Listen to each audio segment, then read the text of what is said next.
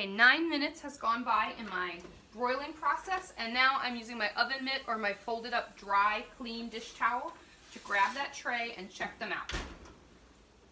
Turn the broiler off because they're done. You can see they have a little bit of char on them in spots. That's exactly what I want. They have shriveled, they've gotten a little bit thinner, the moisture is less in them, so the flavors are more concentrated. And that little bit of char on the edges actually adds a lot of flavor.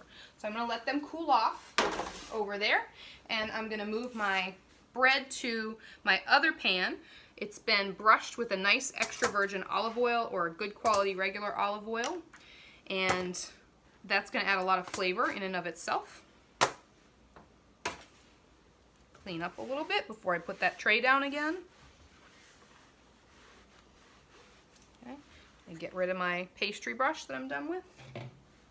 Get rid of my serrated knife that I'm done with.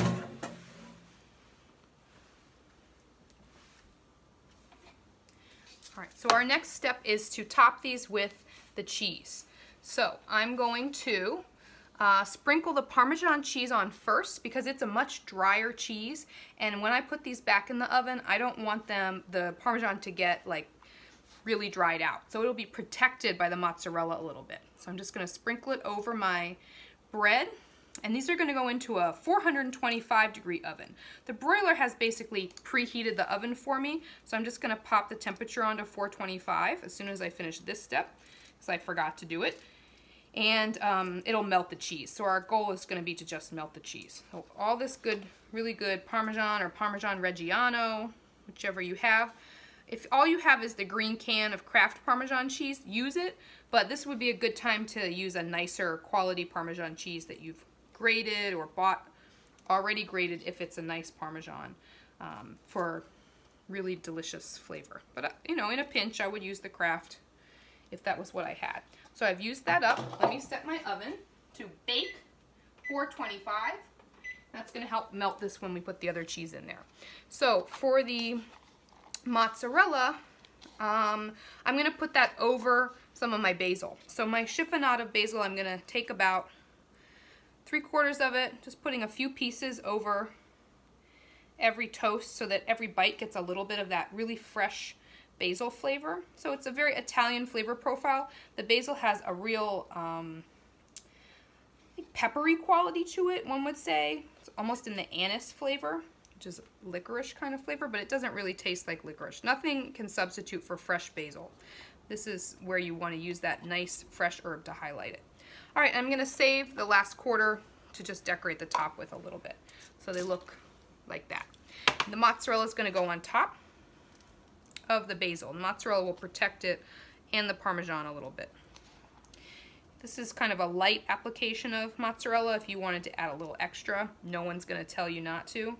And I probably would if I had a little extra to go around. So the tomatoes will bulk this up. It's a great vegetarian dinner or a special like snack for you. I like it year-round. In fact, when I get that craving for the lightness of a summery dish, this is one that I might make because I can make it with the Roma tomatoes, and they always have basil in the grocery store. If you have a lot of spillover on the pan, that's just going to get wasted, so I would collect it and sweep it up and put it back on top. Because who wants to throw away good cheese? So which one needs more cheese? This guy probably needs a little bit more. All right, and a small sprinkling of salt on top of that. You don't need to do it, but I found that it needs a little bit extra seasoning. And then a grate of pepper to your taste. Just a little bit. Kind of season everything at each step, then everything tastes full flavored. And these are going to go into that 425 oven. I'm going to just go in the middle of the oven now to melt the cheese. And you just want to keep an eye on until the cheese is melted. It'll take a few minutes.